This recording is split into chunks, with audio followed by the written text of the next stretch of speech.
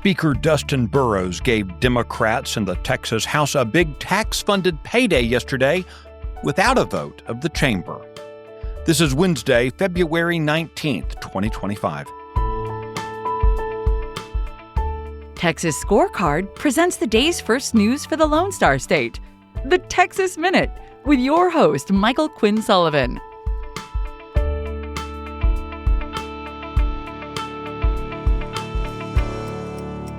Welcome into Wednesday. Thanks for spending part of your day here with the Texas Minute. It was on this day in 1846 that the Republic of Texas officially ceased to exist. As part of the annexation agreed to between the citizens of Texas and the U.S. government, the Congress of Texas ceded legislative control to the first state legislature. After 3,641 days of independence, the Lone Star Republic became the Lone Star State. Let's get to today's news. Donald Trump's Secretary of Agriculture is considering federal action to prevent Chinese entities from purchasing American farmland. Secretary of Agriculture Brooke Rollins told Breitbart News that the Trump administration is actively looking at ways to address the issue at the federal level.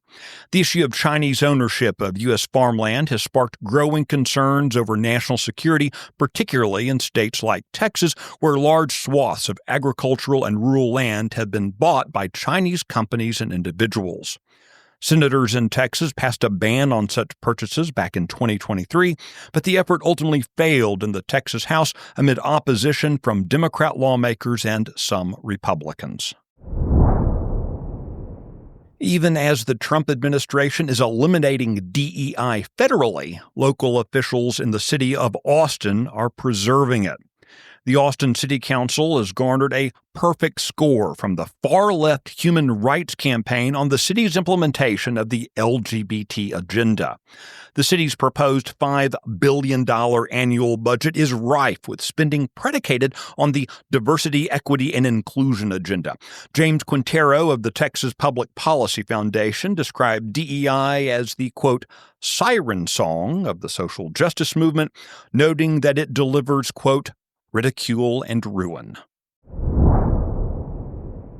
Texas Attorney General Ken Paxton and a coalition of 22 states and several industry groups have initiated legal action against New York State over its Climate Change Superfund Act. New York's Superfund Act was signed into law in December 2024. It aims to collect approximately $75 billion over the next 25 years from fossil fuel companies to fund what the state calls climate change adaptation and infrastructure projects inside New York. It retroactively holds energy producers accountable for emissions dating back to 2000, regardless of whether the companies operate within New York. The lawsuit's being spearheaded by West Virginia's Attorney General. The states engaged in the suit contend the New York law violates the Constitution's Commerce Clause and the due process rights of the companies, their owners, and shareholders. The Texas Minute will be right back. Why get your news from people who don't share your values? Get news stories from Texas Scorecard. We provide real news for real Texans. Go to TexasScorecard.com today.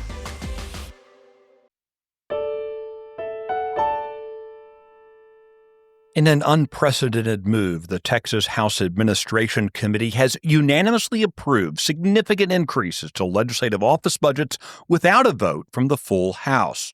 Traditionally, such budgetary changes are enacted through a housekeeping resolution, which requires consideration by all the members. However, last month, Speaker Dustin Burrows declared that a floor vote on the issue was unnecessary, allowing instead the Administration Committee to implement the changes independently and unilaterally.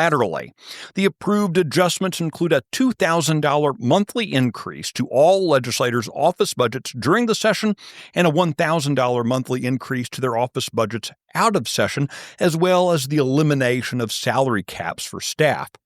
Most notably, the Administration Committee decided to give the 30 Democrat vice chairs of committees an additional $5,000 per month, amounting to an extra $3.6 million in spending over the biennium. Never before have House committee vice chairs received any sort of stipend. So I do wonder, Is that how Republican voters expected their tax dollars to be spent by the GOP majority in supercharging their Democrat opposition in the House?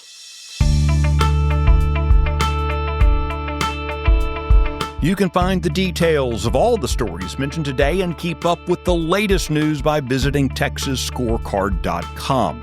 This edition of the Texas Minute was based on the original reporting of Robert Montoya, Sidney Henry, and Brandon Waltons. It was produced by Nick Shepard. I look forward to seeing you out around the Lone Star State. Have a great day. Thanks for listening to the first news of the day for the Lone Star State. This has been the Texas Minute with your host, Michael Quinn Sullivan.